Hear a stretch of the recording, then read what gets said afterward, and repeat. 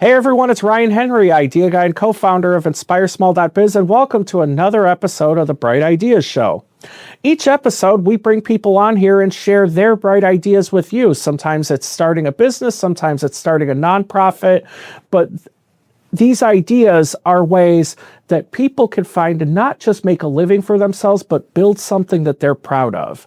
And today, my guest, we've known each other a long time. We've been involved a shorter time, but we'll get into that story. We have the owner of the Car Care Clinic on Indy's Northeast side, John Cannon. John, how you doing today? Thanks, Ryan. Thanks for having me. And I think it's official now that I'm on your show. I'm officially a people. Yeah. I've been recognized. Yeah, I'm a people. Not just an extension of a wrench. Right. So, I've been called a tool before. So we'll air this on a weekend, so it's a little more lax on censorship. So, John, you and I met years ago, and we communicated a lot, and it took a few years for us to finally get together.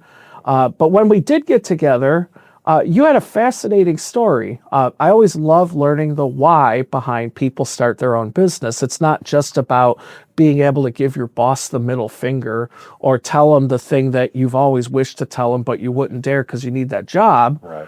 But you have a story where your passion started in childhood and then it stayed with you your whole life. Mm-hmm. And without giving too much of the story away, now you own your business doing it. And to me, that's just incredible because you didn't have to find something you don't enjoy doing now. You can just focus on the stuff you like. So obviously, as the owner of a car garage, you have a passion for fixing vehicles, right? Right. So when did that passion start? Well, not really childhood, but most of my teenage years. I grew up very poor in East Texas, and so nobody in my family ever had any money, including me. And so when it came time to buy my first car, and even when my mom had cars, they were always junky old cars that we had to keep running, right? And my grandfather was a machinist and a mechanic by trade. And so hanging out with my granddad, it was just one of those things that, I kind of picked up, and I like spending time with him. And he taught me a lot just by working with him. Taught me how to use the tools and what tools for the job. And he was one of these car savants that he was just so good at it. Now this is back before everything had computers, obviously, but Right. He was one of those guys that could tell by the way that a car ran, by the way that it vibrated. He could put his hands on different parts of the engine underneath and would be able to tell you this is what's going on with the car. It's running rich, it's running lean and stuff. He was incredible. I learned a lot from him. He was a really incredible guy. And so the being able to find a car, fix it up, and keep it on the road was kind of how you were able to get your own vehicle. Right. Yeah. So now that transition, you're an adult now. Mm-hmm. And what did your career, well, legally you're an adult, right, but yeah. Personality-wise, we don't always act that verdict's way. always Yeah. out. But so you grow up and these skills that you learned with your grandpa are now part of your career and how you're making a living, right? Mm-hmm. So what did your first steps into your career look like? Well, honestly, it was an act of it was a bit of a leap of faith and an act of determination. I just had kids, and I had kind of gone from job to job. I had some jobs with in management, especially restaurant management. I'd done some stuff there. I knew I was good at leading people. But my wife and I had just had kids, and it was one of those things where I was like, you know what, it's time to stop jumping from job to job and just making some money to pay the bills and have enough to party on the weekends.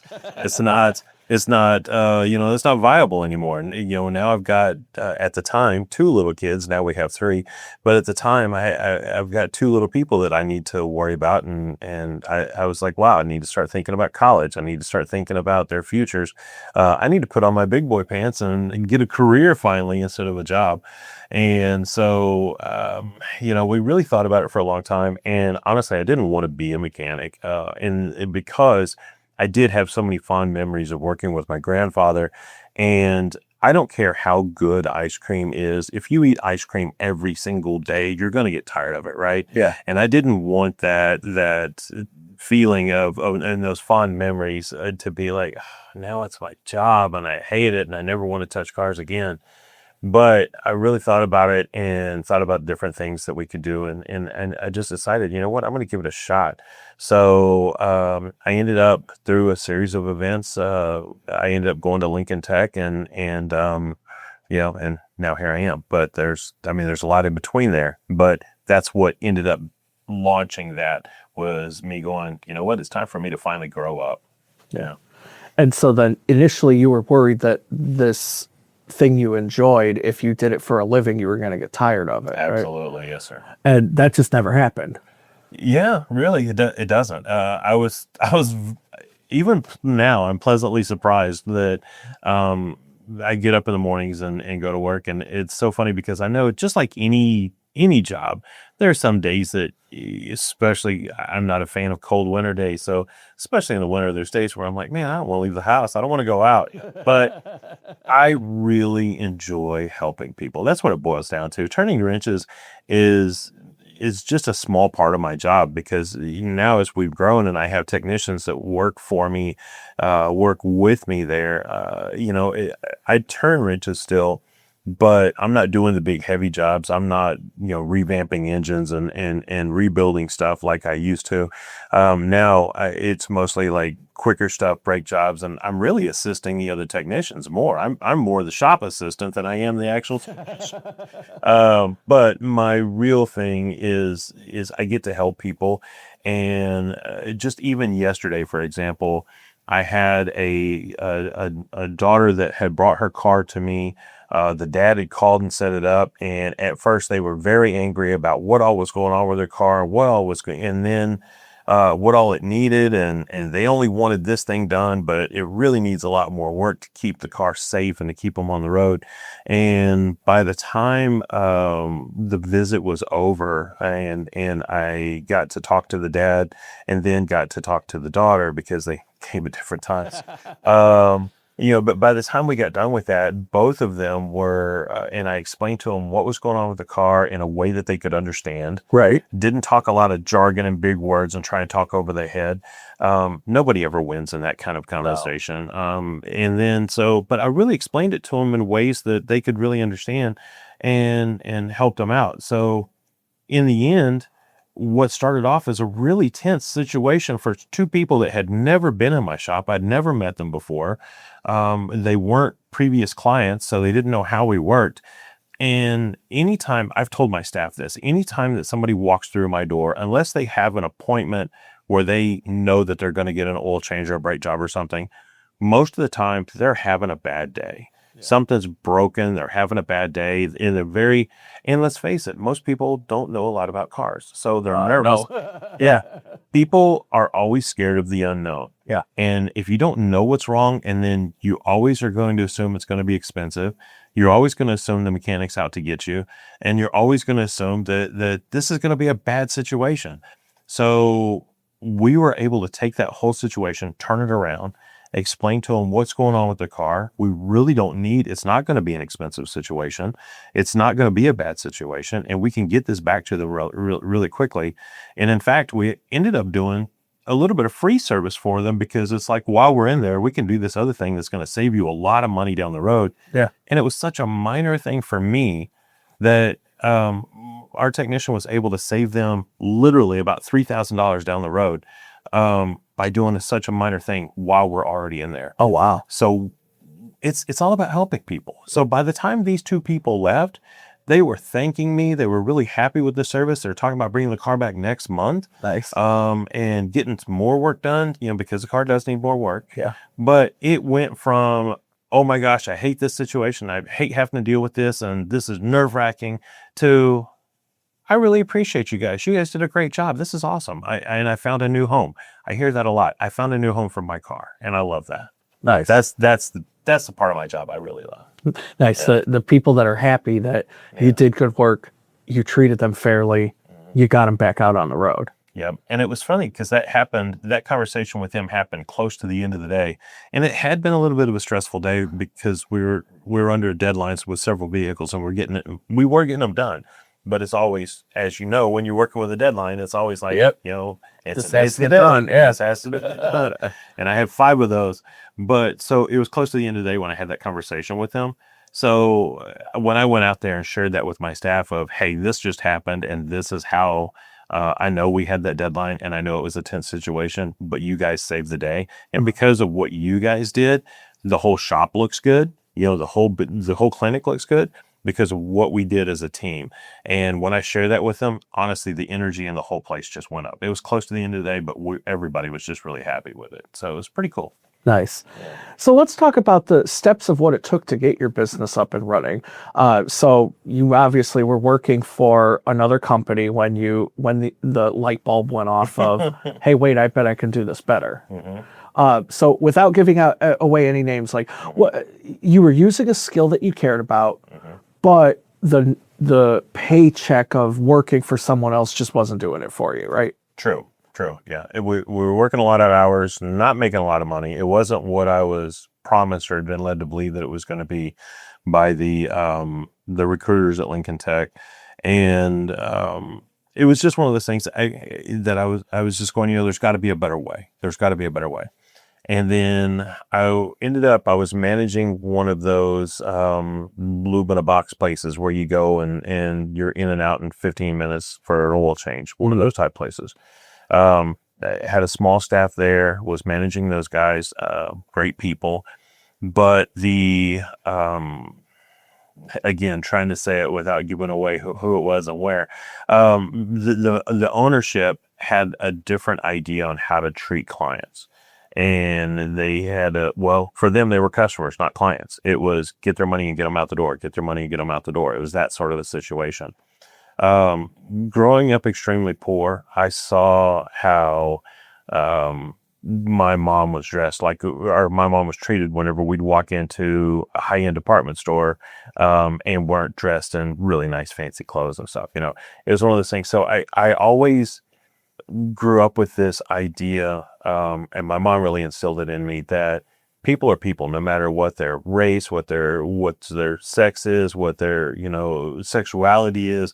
People are people, right? Right. And they deserve to be treated like people, no matter what's in their wallet. And that was the other thing, because we always hear about so about people who are that I don't see color, I don't see whatever. I don't care if you're gay or straight, I don't care if you're black or white or any of that kind of stuff.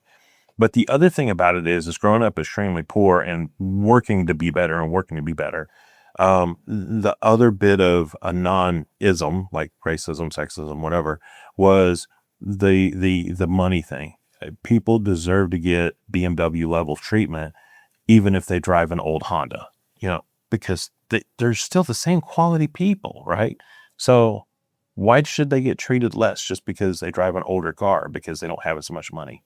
And that was one of those things that when I saw the way that the owners of the business that I was working for were scamming people, when things would go wrong with a vehicle, they would, their unofficial policy was deny.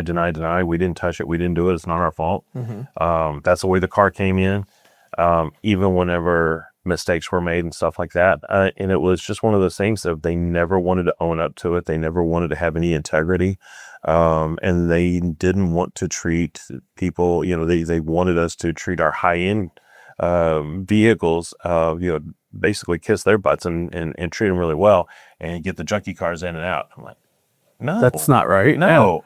And then, I worked with them for a while, and it was one of those things where, as the manager, they owed us all some raises that we weren't getting. The whole crew, we were doing our advancement classes, taking our tests, and doing our things that we were promised would get us raises. And and remember, weren't happening. The raises weren't happening. And remember, we started this conversation saying the money wasn't there to begin with. Right. So whenever the owner finally came to visit my store, I said, hey, we got to deal with this. All of these guys are, people, because there were ladies that worked there too.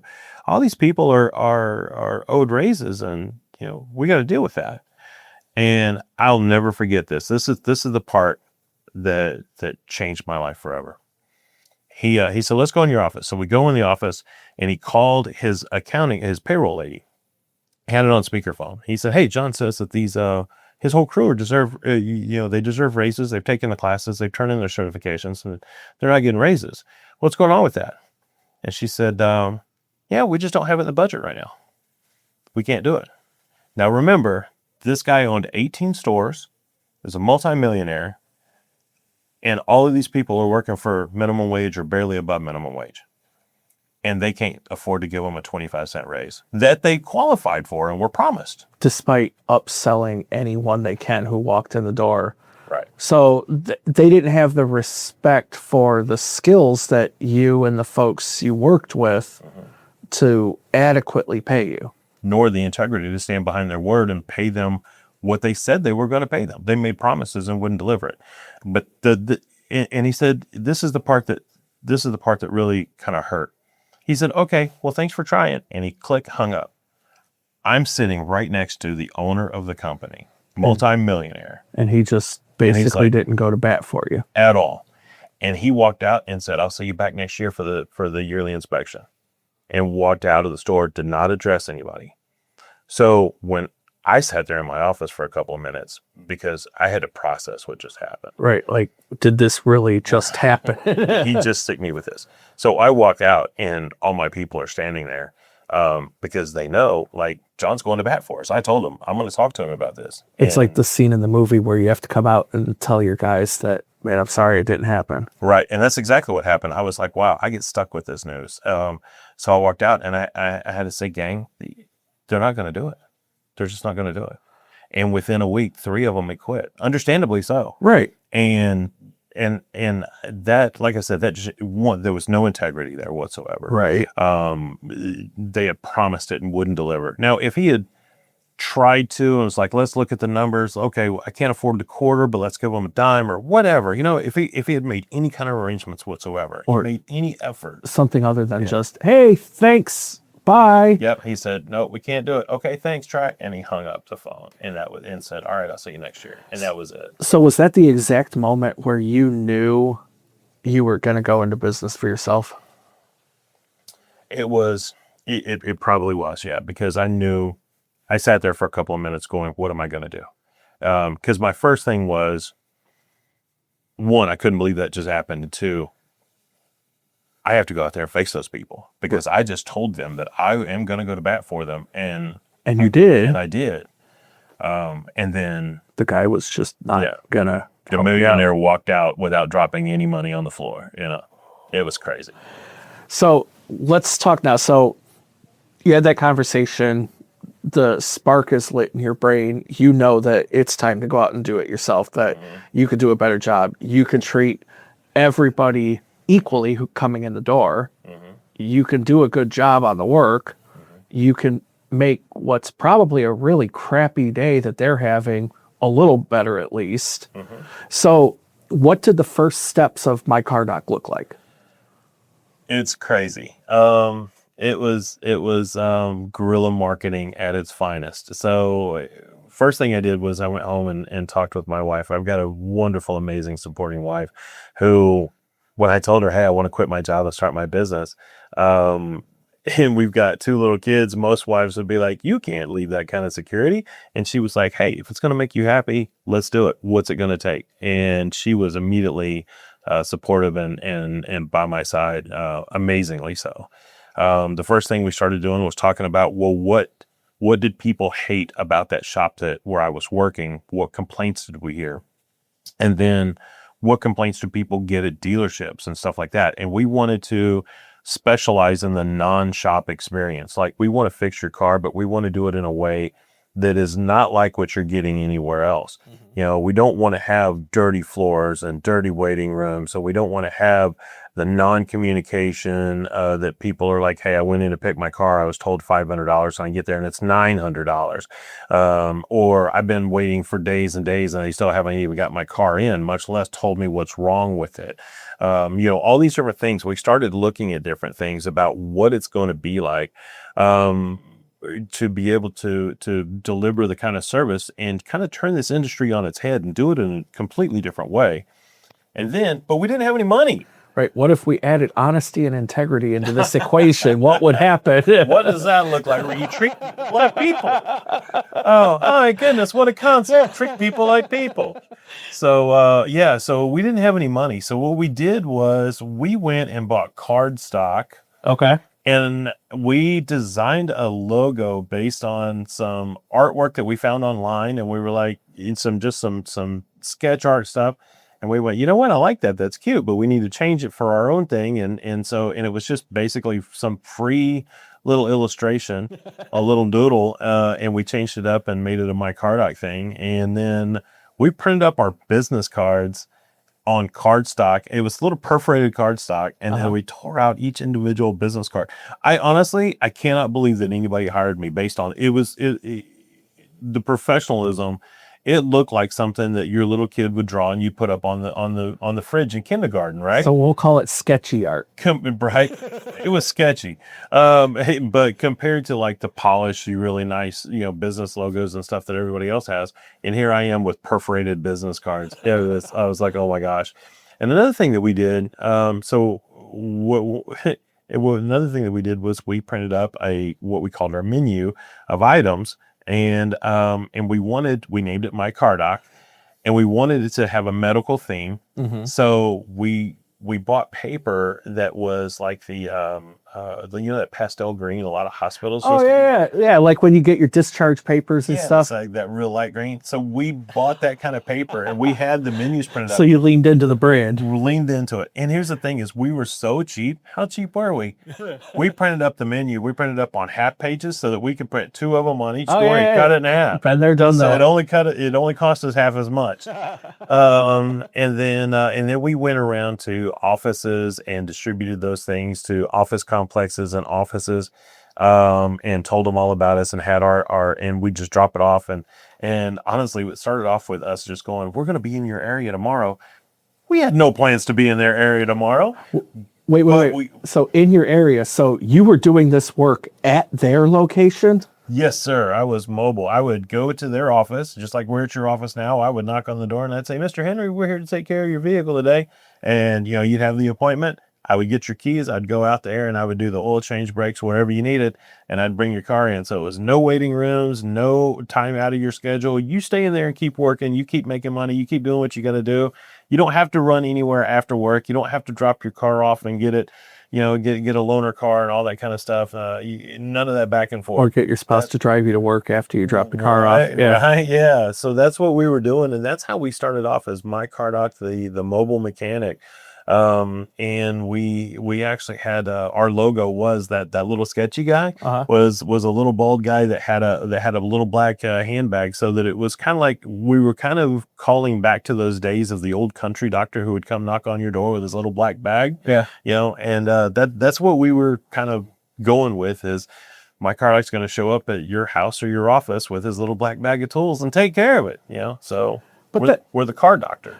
But that does, from a perspective of someone who has dealt with different mechanics over the years before we started working together, I feel like you coming to me removed some of that barrier of intimidation, where you're not on your own turf anymore. You can't pull the same tricks that some of those other places do on their customers. So what was that response? You were distributing flyers, you were telling people you'd be in the area tomorrow, they could keep working while the work on their car is done. How'd people respond to that? Well, it was funny because, like I said, our marketing products were homemade, printed up at home, and they weren't the best quality. And I knew how they looked. I was realistic about that, but I was also, I had never taken business classes. Like I said, I wasn't a rich guy. I didn't have a lot of money to throw into a bunch of commercials and stuff. And I'd never taken a bunch of business classes. I was way undervalued on my prices. So I kept my prices really low so that I would get a bunch of customers rather quickly and build my database of customers very quickly. And so the overwhelming response was mostly people looking at the prices and going, oh, that's really reasonable. And I don't have to go anywhere. You're going to do it right here. all right, cool, let's give it a shot, because the prices were so low that it was like, they were willing to take a gamble on me. Right. And the good thing is I built my business because so many times I would come in and I'd say, Mr. Henry, we're here to take care of your car today. And then you'd be at your desk and go, here, give me your keys. And then Mrs. Johnson would be right next door and go, wait, what's going on? Wait, this dude comes to you to do the work? And then that made Mr. Henry go, yeah, my car guy comes to me.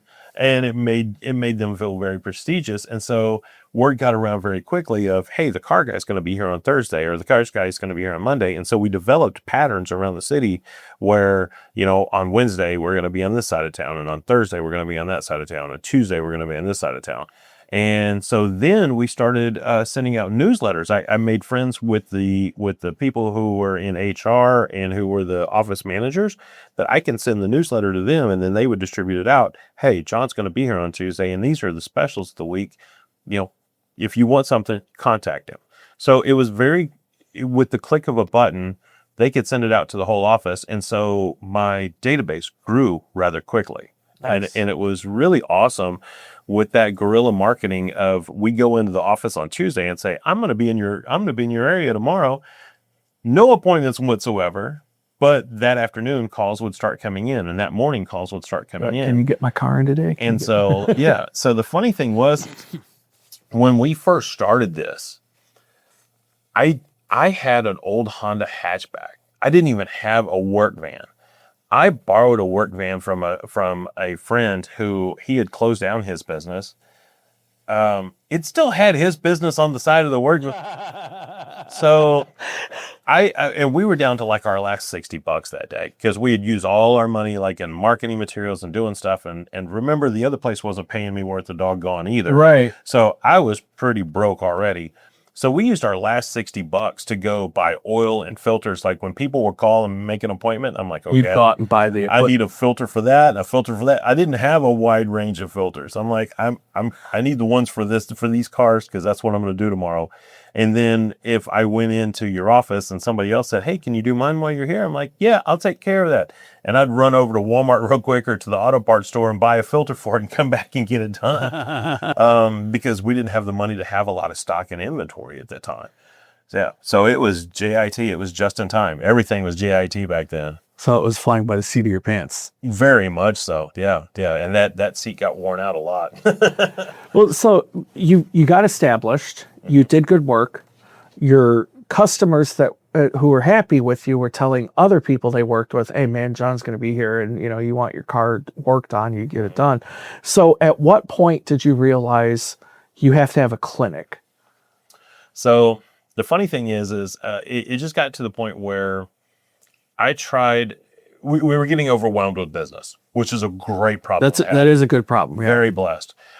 Problem is mechanics by nature are technicians who like to solve problems. Give me the problem, I want to fix it. They're not salespeople. They're not people. Right. So, and a lot of them, no offense against my fellow brother, mechanics, but a lot of them have tattoos all up their necks, or all down their arms and everything. It's just what in society, at least back then, remember this 20 years ago, society was still looked down upon that quite a bit, right? So those people were roughnecks and not to be trusted, and a lot of times considered to be a less than desirable crowd to be around, right? So I couldn't have some guy with love and hate tattooed across his knuckles showing up in Carmel with a mom who's home alone with her 3 kids going, hey, I need your car keys. Right. That's just not going to be received well. Right. Yeah. More than once, I've got some funny stories that we'll talk about later, but more than once, I had a technician call me going, hey bro, she's going to call the law on me. So, we're going to reschedule this. I'm like, call the law on you for what? What'd you do? Nothing. I just rang the doorbell, but she don't like the way I look. So, so it was really hard to replicate myself, as both a salesperson and who's presentable and can talk with people and stuff like that, and who can also turn wrenches, right? Right. It's very hard to find that balance. Yeah, that balance. And so we had a hard time building the business and expanding it to be able to keep up with demand. So at one point, finally, I went, you know what? After trying over and over and over for several years, Susie and I talked about it, and we're like, look, we're just going to have to open a facility, because that way I can hire the best mechanics in the world, and they can be out there in the shop, and they can have whatever tattoos or piercings or whatever they want, and I don't care. Right. I'll be the one to deal with the clients, and they'll be the one to deal with the cars. And I can hire people based on their skill, not based on their skill plus their sales ability or plus their presentability. Yeah. Because at the time, like I said, society had a downward gaze on folks that had a lot of tattoos and stuff. And that's just the group of people that I work with. Yeah. So you get the clinic open. Did a lot of your original customers follow you to now bring their cars to you? So, they always say that like something like 75% of businesses close within the first 5 years or something like that. I don't know the exact statistics, but most of them. And we were worried about that. Plus our overhead on having that building, now we have lease, and we have, the lease is very expensive. The insurance, and now I have utility bills that I didn't have before. I've got all this extra stuff, security system. I've got all these extra bills. So my overhead went up about 9 times what I was paying before. Because before it was basically just payroll, insurance, and fuel, right? And then my parts and stuff. Now I've got parts and all that stuff, but now I've got all these other bills. Yeah. And we were really worried about that. Now, the good thing that helped keep help keep the clinic up and running was the simple fact that we did have so many clients. I chose the location that I chose strategically because most of my clients back then were in Castle and Carmel, Fishers, and Broad Ripple. Okay. So where we are at the clinic at 82nd and Allisonville, P246 Allisonville Road, is right off of the interstate. So immediately, whenever you get off the interstate, if you're coming from Carmel, or if you're going down Allisonville from Fishers, or if you're coming up from Broad Ripple going up Allisonville, we're right there, and it's easy to get to. Yeah. And within 10 minutes of anywhere, for that clientele. The only ones I really lost were, some of my downtown clients, which I understand. I was, even back then, I was still going out to A1 and Plainfield. I lost most of those clients too. But I gained a lot of clients from, the local areas. There's an office complex behind my car dock, and there's a couple of apartment complexes up there too, just north of us. And I gained some clients there. So it kind of balanced out. But yeah, you're right. A lot of my clientele came, and it was really funny because I had one guy. He's a good friend of mine. He's a lot like you. He's a good friend and a client. And he told me, when I told him the good news, I'm like, hey, we're getting our shop. He said, I love you, John. He said, but I'll never set foot in that shop. And I said, why? He said, you got me spoiled. I love it. I love it. He said, I'll never go up there. And then about 4 months later, Jake came in, and I was so surprised. I was like, dude, what are you doing here? I was like, well, I needed to get it done, and you're here, and fine. Right. And so it was great. A lot of people who I did spoil with the great concierge service that I had before, were willing to make the drive, and it was really great. It really made me feel appreciated and welcome for all the efforts that we had done throughout the years up to that, because we'd done that for 13 years. We did the mobile service for 13 years. So you had a pretty deep, before loyal client base. Yeah. And the other thing too was, now weather didn't affect us nearly as much as it did before, where. Oh yeah, true. Yeah. Whenever so like, I would even work in the rain. I would work in the cold. And like, I'll never forget, I had one of those days in January where it was like 2 degrees outside, and I showed up at this guy's house and for the appointment, and I knocked on the door at the appropriate time, and he answered the door, and he's like, what are you doing here? I said, I'm sorry, I thought we had an appointment today at 10. He said, we do. But you're gonna freeze to death out here. Did you cancel it? And he said, no. I said, well, then I'm here. And he's like, I can't believe you're out here. All right, here's my keys. Like, if you want to be crazy and go do this. I changed the starter in the middle of a tornado warning one time. I have fixed a car. In fact, there was one time we pulled a car into we pulled it into one of those self-serve car washes, because that was the only shelter around. And I did the service in that car wash while the tornado sirens were going off. So yeah, there's been several times that we did some really sketchy stuff. I have laid down in floodwaters to be underneath the car, getting soaked water underneath everything. There was one time I changed an alternator on a car in a gutter downtown it was one of those days where the snow had started to melt and ice waters. And the way the car wouldn't run, and the guy had to get it running today, or else the city was going to tow it off, right? So you're dealing with the elements, trying to get your client's car running. I had to I was looking at that ice water, going, "Oh, this is gonna freeze." So you were doing the ice bucket challenge before the ice bucket challenge was a thing. Not happily. So you got your shop open. Most of your clients are now coming to you because they enjoy the work you've done. They believe in it. And now it's just a natural progression of things is that, well, now John's got an address. We know where to find you. I just want to pause. Can't hide anymore. Right. I just want to pause for a minute to say, so the first time I brought my car into my car dock, you did a full diagnostic on it. Like I think I needed like an oil change or something. And you were like, well, while we got it in here, let's get a baseline of where your car is.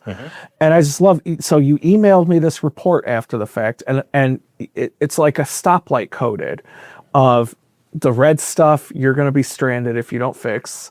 The yellow stuff of, you probably should fix this, but it's not a crisis yet, which is how most people think of their cars. Sure. And then the green stuff of, hey, this looks great, but that accompanied photos. You weren't just trying to count on me trusting you.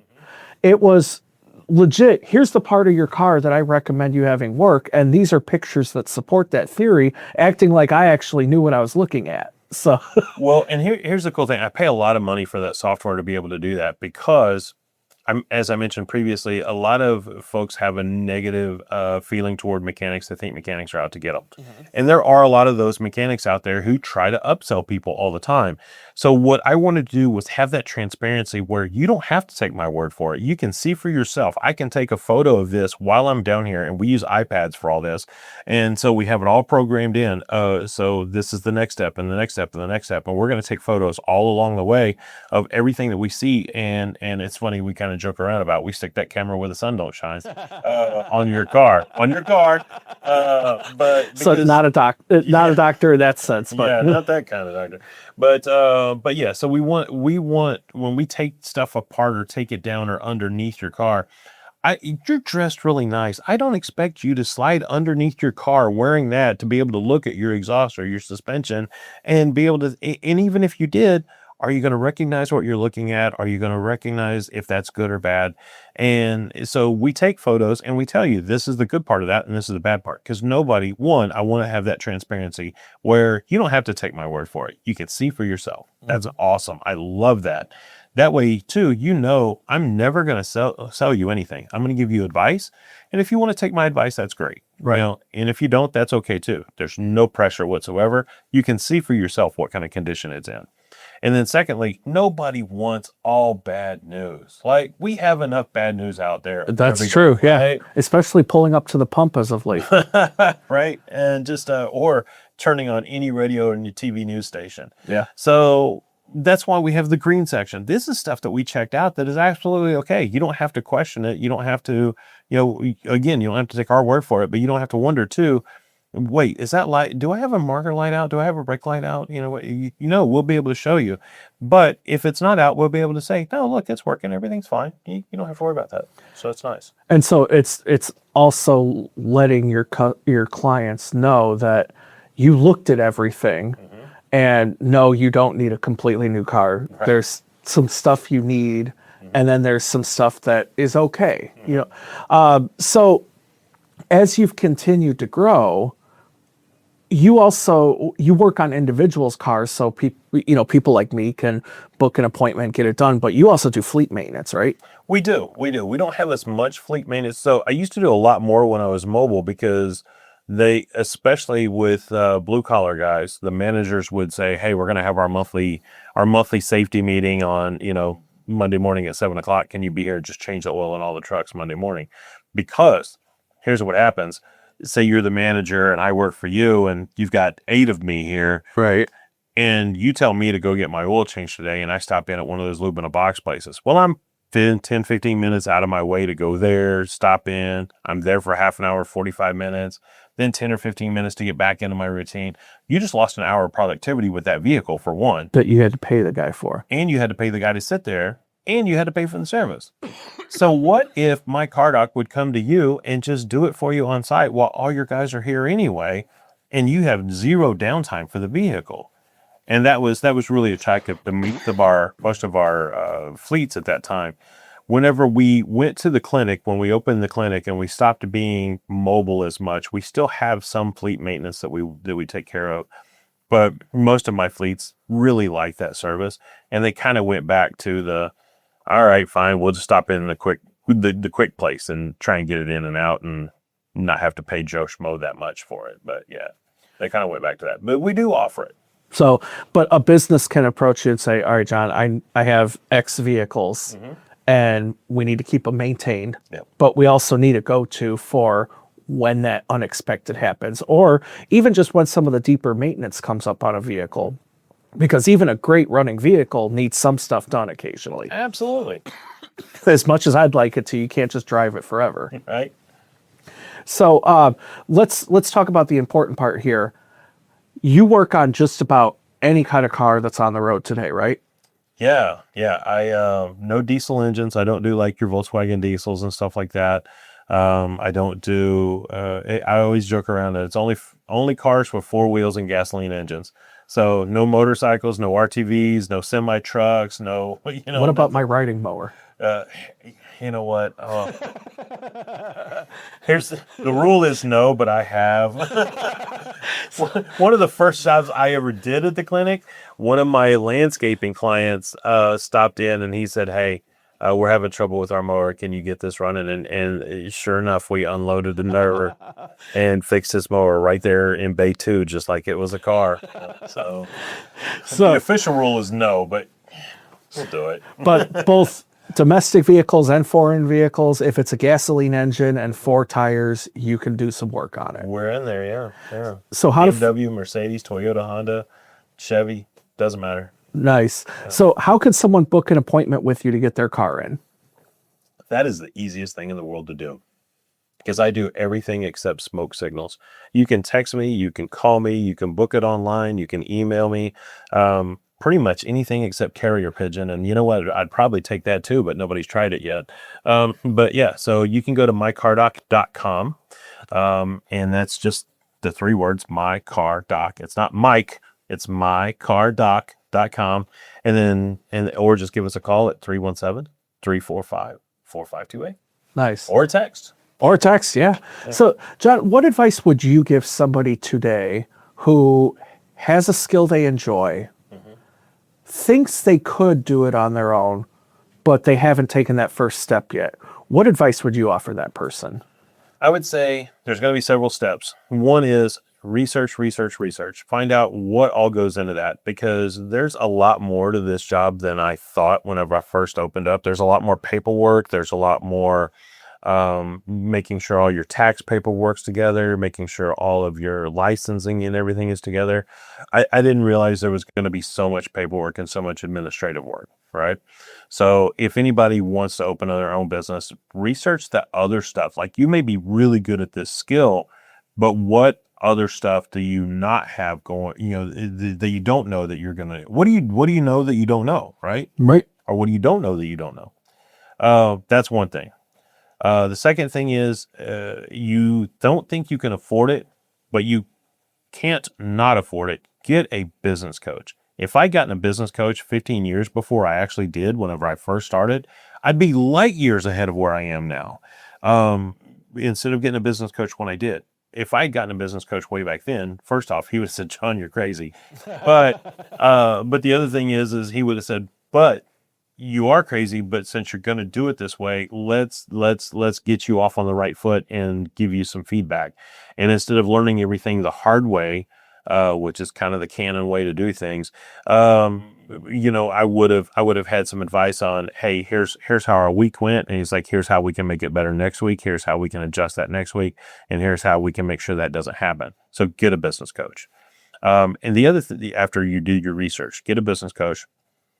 Never be afraid. Again, you don't think you can afford it when you first get started, but never be afraid to pass off the stuff that you're not good at, right? You don't have to wear every single hat with your job. If you're not good at admin stuff, then get somebody who is. If you're not good at answering the phones and being chipper at 8 o'clock in the morning, you can't be like, hey, thanks for blowing my card out. Then you get somebody who is, whatever. So don't be afraid to hire somebody who does have the strengths that you don't have, because let's face it, that's how good relationships work. I have a strength here, but I'm weak in this area, and you have a strength here, and I'm weak in this area. So we work together really well that way. Nice. So that, and then the other thing is just don't give up. There's going to be days where you think this is not working, it's not happening. I even had relatives that told me, when times were tight, and I'd been doing this for a while and times were still tight, I even had relatives tell me, well, if you'd go out and get a real job, this wouldn't be, you'd be fine.